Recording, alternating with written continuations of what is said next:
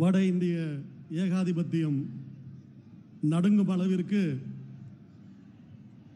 ஒரு மாநாட்டை நடத்திட கட்டளையிட்ட கழக தலைவர் அவர்களுக்கும் இந்த மாநாட்டினுடைய தலைவர் மாண்புமிகு இளைஞரணி செயலாளர் அவர்கள் உள்ளிட்ட அத்துணை பேருக்கும் என்னுடைய வணக்கத்தை முதலிலே தெரிவித்துக் கொள்கின்றேன். 10 நிமிடம் அல்ல, நான் அதற்கு முன்பே முடித்து விடுகின்றேன். எனக்கு இந்த மாநாட்டில் எனக்கு பேசுவதற்காக கொடுக்கப்பட்ட தலைப்பு கழக ஆட்சியில் திறன் மேம்பாடும் வேலை வாய்ப்பும் என்கின்ற இந்த தலைப்பு. திறன் மேம்பாடு அப்படின்னா வேற ஒன்றும் இல்லை, தன்னுடைய திறமையை வளர்த்துக் கொள்வது, நம்முடைய திறமையை நம்முடைய தகுதியை வளர்த்து கொண்டு அதன் மூலமாக நாமும் உயர்ந்து குடும்பத்தையும் உயர்த்தி இந்த நாட்டையும் உயர்த்துகின்றது. நம்முடைய திராவிட மாடல் அரசு அமைந்த பிறகு நம்முடைய கழக தலைவர் அவர்களின் சிந்தனையில் உதித்த இந்த மகத்தான திட்டம் இந்த திறன் மேம்பாடு. இந்த திறன் மேம்பாடு என்பது நம்முடைய தலைவர் அவர்கள் மனதிலே இயல்பாகவே உள்ளது. ஒரு ஆட்சியை நடத்துகின்றோம், ஏதோ ஒரு திட்டத்தை செயல்படுத்த வேண்டும் என்று நோக்கத்திற்காக அல்லாமல் அவர் இயல்பாகவே ஒவ்வொருவரும் தங்களுடைய திறனை வளர்த்துக் கொள்ள வேண்டும், மேன்மேலும் உயர வேண்டும் என்று நினைக்கக்கூடியவர் நம்முடைய மாண்புமிகு தலைவர் அவர்கள். அதற்கு நானே ஒரு சாட்சி. அவர் அப்படி ஆழமாக நினைக்கிறார் என்பதற்கு நானே ஒரு சாட்சி. இங்கு ஒரு ஞாயிற்றுக்கிழமை காலை ஒரு 10-10:30 மணி போல தலைவர் அவர்களின் உதவியாளர் மரியாதைக்குரிய தினேஷ் அவர்களிடமிருந்து எனக்கு ஒரு ஃபோன் வந்துச்சு.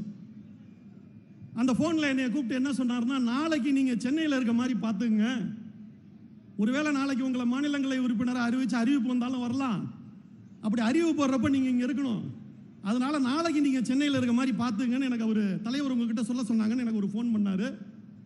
அப்போ நான் அவர்கிட்ட சொன்னேன், நான் இன்னைக்கே சென்னையில் தான் இருக்கேன், இப்போ இருக்கேன், ஒரே ஒரு சின்ன வேண்டுகோள், இதை மட்டும் நீங்கள் தலைவர்கிட்ட சொல்லுங்க, அப்படி அறிவிக்கின்ற அந்த அறிவிப்பை நாளை மதியானத்துக்கு மேலே கொடுக்க சொல்லுங்க. காரணம், நான் சட்டப்படிப்பு படிச்சுட்டு இருந்தேன், கல்லூரி படிக்கையில் படிக்க நினைச்சேன், அப்போ முடியல. அப்புறம் ஒரு 3 வருஷத்துக்கு முன்னாடி நான் சேர்ந்து படித்தேன், அதில் கடைசி பரீட்சை அடுத்த நாள் திங்கட்கிழமை என்னுடைய கடைசி சட்ட பரீட்சையினுடைய கடைசி பரீட்சை. நான் அந்த பரீட்சை எழுதிட்டு நான் ஓடியாந்துறேன், ஒரு மத்தியானத்துக்கு மேலே இந்த அறிவிப்பை மட்டும் கொடுக்க சொல்லுங்க அப்படின்னு சொல்லி நான் சொன்னேன். சொன்னதுக்கப்புறம் யோசிச்சேன், ஒருவேளை தவறாக சொல்லிட்டோமோ, ஒரு பெரிய வாய்ப்பு வருது, பரீட்சையை கூட 1 வருஷம் தள்ளி கூட எழுதிக்கலாம், ஏடா அப்படி சொல்லிட்டோமே கூட நான் யோசிச்சேன். அடுத்த அரை மணி நேரத்தில் எனக்கு தினேஷ்லேருந்து ஃபோன் வந்துச்சு, உங்களை தலைவர் உடனே கிளம்பி வீட்டுக்கு வர சொல்கிறாங்க அப்படின்னு சொல்லி ஃபோன் வந்தது. உடனே கிளம்பி நான் அங்கே போகிறேன், தலைவர் வீட்டுக்கு போகிறேன். போகிறதுக்குள்ளே டிவியில் ஃப்ளாஷ் நியூஸ்லாம் ஓட ஆரம்பிச்சிருச்சு, என்னை வேட்பாளரை அறிவிச்சு ஃப்ளாஷ் நியூஸ்லாம் ஓட ஆரம்பிச்சிருச்சு. நான் குழப்பத்தோட போகிறேன், நாளைக்கு தானே அறிவிக்கிறேன்னு சொன்னாங்க, ஆனால் இப்படி அரை மணி நேரத்துக்குள்ளே வர சொல்லி தலைவர் அறிவிக்கிறாங்களே அப்படின்னு நினச்சிட்டு நான் தலைவர்கிட்ட போன உடனே எனக்கு வாழ்த்து சொல்லிட்டு தலைவர் சொன்னாங்க, நாளைக்கு உனக்கு பரீட்சை இருக்குன்னு சொன்னியா, நீ அதையா நினச்சிட்டு சரியாக உன்னால் எழுத முடியாது, அதனால தான் இன்றைக்கே அறிவிக்க சொல்லிட்டேன், நாளைக்கு போய் நீ பொறுமையாக பரீட்சை எழுதி நல்லபடியாக பாஸ் பண்ணிட்டு வாங்க. இதுதான், இந்த மாதிரி ஒரு தலைவர் எந்த இயக்கத்துக்கும் கிடைக்கவே மாட்டாங்க. தன்னுடைய தம்பிமாரில் ஒருத்தன் தான் தகுதியை உயர்த்திக்கிறதுக்காக, தன்னுடைய திறனை உயர்த்திக்கிறதுக்காக ஒரு பரீட்சை எழுதுறாங்கிறதுக்காக அவர் எடுத்த முடிவை மாற்றி முதல் நாள் என்னை அறிவித்தார், வேட்பாளராக அறிவித்தார். அப்படிப்பட்ட ஒரு உயர்ந்த தலைவரின் மனதிலிருந்து எழுந்த திட்டம் இந்த திறன் மேம்பாடு. பொதுவாக எந்த ஒரு நாட்டினோட முன்னேற்றமும் அந்த நாட்டினுடைய தொழில்துறை, உற்பத்தி திறன், மனித வளத்தை பொறுத்தது. உற்பத்தியில் அந்த நாடு சிறந்து விளங்கணும் அப்படின்னா அந்த நாட்டில் சிறந்த தொழில் முனைவோர் இருக்கணும், சிறந்த தொழில்நுட்ப வல்லுநர்கள், இன்ஜினியர்ஸ், இவங்கெல்லாம் இருந்தால் தான் உற்பத்தி அதிகரிக்கும், பொருளாதாரம் மேலே வரும். தமிழ்நாட்டை பொறுத்தளவில் இளைஞர்கள் மாறி வரும் தொழில்நுட்ப வளர்ச்சிக்கு ஏற்ற மாதிரி தங்கள் திறனை வளர்த்து கொண்டு வேலை வாய்ப்பில் சிறந்த உயரத்தினை அடைய வேண்டும் என்கின்ற உயரிய நோக்கத்தோடு நம்ம தலைவர் கொண்டு வந்த திட்டம் தான் நான் முதல்வர் திட்டம். இன்றைக்கு இந்தியாவே வியந்து பார்க்கக்கூடிய திட்டம். ஒரு புறம் பார்த்தீங்கன்னா, இப்போ நம்மளே நிறைய பேரை பார்த்துருப்போம், ஒரு புறம் பார்த்தீங்கன்னா நிறைய இளைஞர்கள், நான் படித்த படிப்புக்கு ஏற்ற எனக்கு வேலை கிடைக்கல, நாங்கள் படிச்சிட்டோம், பிஇ படிச்சிட்டோம், பிஎஸ்சி படிச்சிருக்கோம், பிஏ படிச்சிருக்கோம், ஆனால் எங்களுக்கான வேலை வாய்ப்பு எங்களுக்கு சரியாக கிடைக்கலங்கிற இது கோரிக்கை ஒரு பக்கம். இன்னொரு பக்கம் பெரிய பெரிய நிறுவனங்கள், தகவல் தொழில்நுட்ப நிறுவனங்கள், பெரு உற்பத்தி நிறுவனங்கள், அவங்கெல்லாம் சொல்றது என்ன சொல்றாங்க அப்படின்னு கேட்டீங்கன்னா, அவங்க படிச்சிருக்காங்க, ஆனால் எங்க வேலைக்கான ஸ்கில் செட் அவங்களுக்கு இருக்கிறது இல்லை, எங்ககிட்ட வேலை செய்யக்கூடிய எங்களுக்குள்ள ஸ்கில் செட் வந்து அந்த இளைஞர்கள்ட்ட இல்லை அப்படிங்கிறாங்க.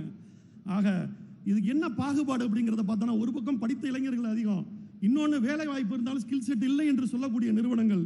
இது ரெண்டுக்கும் கேப் என்ன அப்படின்னு பார்த்தோம்னா, தொழில்நுட்பம் இன்னைக்கு விஞ்ஞான காலத்தில் பார்த்தீங்கன்னா அதிவேகமாக வளருது. ஒரு நாள் இருக்க தொழில்நுட்பம் அடுத்த நாள் இல்லை. 3 மாதத்துக்கு முன்னாடி நம்ம கையில் இருந்த ஃபோன் மாடல் நம்மகிட்ட இருக்கிறது இல்லை, புதுசாக மாறிக்கிட்டே இருக்கு. ஆனால் அதே நேரத்தில் கல்லூரிகள் என்ன ஆகுது அப்படின்னு கேட்டிங்கன்னா, அந்த சிலபஸ் மாறலை, ஆரம்பத்தில் வச்ச அந்த சிலபஸே வச்சுட்டு இருக்காங்க. இந்த கேப்பை ஃபில் பண்ணுறதுக்கு தான், இதை சரி பண்ணால் மட்டும்தான் நம்முடைய தமிழ்நாடு பொருளாதாரத்தில் அடுத்த கட்ட பாய்ச்சலுக்கு போக முடியும். அதனால தான் இந்த நான் முதல்வர் திட்டம். இந்த திட்டத்தில் இன்னொரு ரொம்ப முக்கியமான விஷயம் என்னன்னு கேட்டிங்கன்னா, தலைவர் சிந்தனையில் உதித்த திட்டமாக இருந்தாலும் இந்த திட்டத்தை செயல்படுத்துறது யாருன்னு கேட்டிங்கன்னா, நம்முடைய விளையாட்டு மேம்பாட்டுத்துறை அமைச்சர்களோட சிறப்பு திட்ட செயலாக்கத்துறையில் தான் இந்த திட்டமே செயல்படுத்துகிறாங்க. இந்த திட்டம் நம்முடைய நாட்டுக்கே ஒரு முன்னோடி திட்டம்னு சொன்னால் நிச்சயமாக அது ஒரு மிகையானது. இதில் என்ன செய்கிறாங்க அப்படின்னு கேட்டிங்கன்னா, தமிழ்நாட்டில் இருக்கக்கூடிய ஒவ்வொரு கல்லூரி மாணவர்கள் அனைவருக்கும் மாறி வரும் தொழில்நுட்ப வளர்ச்சி, அதே மாதிரி வேலையில் சந்தையில் கிடைக்கக்கூடிய வேலை வாய்ப்புக்கு ஏற்ற மாதிரி ஒரு கோர்ஸ் அவங்க செமஸ்டரோட சேர்த்து கொடுத்துட்றாங்க. மாண்புமிகு அமைச்சர்களுடைய வாகனங்கள் இங்கே இருக்கிறது. முதலமைச்சர் கான்வாய்க்காக அந்த பகுதியை விரைந்து சரி செய்து கொடுக்க சொல்றாங்க. அமைச்சர்களுடைய ஓட்டுநர்கள் அந்த வாகனங்களை எடுத்து பின்னால் கோபாலபுரம் இல்லத்தினுடைய பகுதியில் உங்களுக்கு இடம் ஒதுக்கப்பட்டிருக்கிறது, அங்கே நிறுத்துங்க. அங்கே முதலமைச்சர் கான்வாய்க்கான பகுதிகளை தயார் செய்வதற்காக பாதுகாப்பு அதிகாரிகள் கேட்டுக்கொண்டிருக்கிறார்கள். அப்போ அந்த ஸ்டூடெண்ட்டு அவங்களோட செமஸ்டரில் இந்த மாதிரி ஒரு கோர்ஸ், தனியாக ஒரு கோர்ஸை அவங்களுக்கு ஒவ்வொரு மாணவர்களுக்கும் இந்த நேரத்தில் சொல்லிக் கொடுக்குறாங்க. இந்த கோர்ஸை முடித்தா கிடைக்கக்கூடிய வேலை வாய்ப்பு, அதனால் அவர்களுக்கு கிடைக்கக்கூடிய பணம், வேலை வாய்ப்பு எல்லாமே உயர்ந்து போகும். இதில் இருக்க கோர்ஸ் எல்லாம் என்னென்ன அப்படின்னு கேட்டோம்னா ரொம்ப பிரமிப்பாக இருக்குது.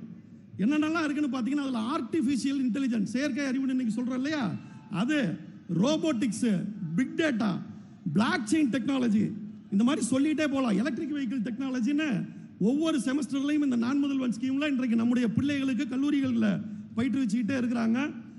இந்த இடத்துல நான் உங்களுக்கு ஒரு விஷயத்தை சொல்லி காட்ட விரும்புகிறேன். என்னன்னு கேட்டிங்கன்னா, இது அத்தனை இலவசமாக கொடுக்குறாங்க விலையில். அதாவது அவர்களிடமிருந்து எந்த பணமும் பெறுவதில்லை. மாணவர்களிடமிருந்து கட்டணமின்றி இது செயல்படுத்தப்படுகின்றது. இன்றைக்கு இப்படி இருக்கிறதுக்கு ஆரம்ப விதப்பட்டது யாருன்னு கேட்டிங்கன்னா, தலைவர் கலைஞர். 1996 தலைவர் கலைஞர் ஆட்சிக்கு வந்தப்போ தான் அடுத்த 25-30 வருஷத்தில் எந்த டெக்னாலஜி ஆள போகுது அப்படிங்கிறத அவர் உணர்ந்ததுனால அன்றைக்கு தகவல் தொழில்நுட்பத்துக்குன்னு தனியாக ஒரு பாலிசி தலைவர் கலைஞர் கொண்டு வந்தாங்க. அதன் விளைவாகத்தான் இன்றைக்கு ஏகப்பட்ட கம்பெனிகளுக்கு இன்றைக்கு அதனுடைய அடுத்த கட்ட பரிணாம வளர்ச்சியாக தான் இன்றைக்கு இந்த திறன் மேம்பாடு அப்படிங்கிறத நம்முடைய முதல்வர் இன்றைக்கு நம்மகிட்ட கொண்டு வந்திருக்கிறாங்க. இதில் என்ன ஆகுதுன்னு கேட்டிங்கன்னா, இதில் ட்ரைனிங் பண்ணுற கம்பெனி யாராருன்னு பாருங்கள். எதுக்கெல்லாம் ட்ரைனிங் கொடுக்குறாங்கன்னு நான் சொன்னேன். எந்தெந்த கம்பெனியெல்லாம் ட்ரைனிங் பண்ணுறாங்க அப்படின்னு சொல்லி பார்த்தீங்கன்னா, மைக்ரோசாஃப்ட், சீமென்ஸ், சிஸ்கோ, எல்என்டி, அதுக்கப்புறம் பார்த்தீங்கன்னா டிசிஎஸ், கூகுள், இத்தனை பேரும் மாணவர்களுக்கு நேரடியாக பயிற்சி இன்றைக்கு கொடுத்துட்டு இருக்காங்க. ஆண்டுக்கு கிட்டத்தட்ட 100 கோடி ரூபாய்க்கு அரசு இதற்காக நிதி ஒதுக்கீடு பண்ணியிருக்கு.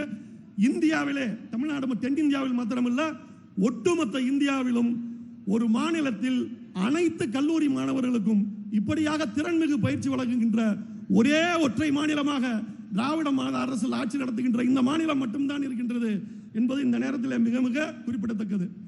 அப்படிப்பட்ட இந்த சூழ்நிலையில் வேலை வாய்ப்பு, இப்போ நம்ம தனியாருக்கு சொன்னோம் இல்லையா, இந்த மாதிரி தனியார் தொழில்நுட்ப நிறுவனங்கள், உற்பத்தி நிறுவனங்களுக்குன்னு, அதுக்கு மாத்திரம் இல்லை, இன்றைக்கு பார்த்தீங்கன்னா யூபிஎஸ்சியில், ஐஏஎஸ் ஐபிஎஸ்ல தமிழகத்தின் பங்களிப்பு ரொம்ப குறைஞ்சிட்டு இருக்கு.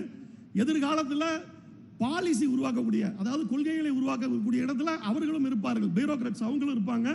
அப்படியான இடத்தில் நம்முடைய மாணவர்கள் இல்லாமல் போனால் என்ன ஆகும் என்பதற்காக கிட்டத்தட்ட ஆண்டு ஒன்றுக்கு ஒரு அனைத்து முதல் பிரிலிமினரி பாஸ் பண்றவங்களுக்கு கிட்டத்தட்ட 10,000க்கு மேல் கொடுத்து அதையும் செயல்படுத்துறாங்க.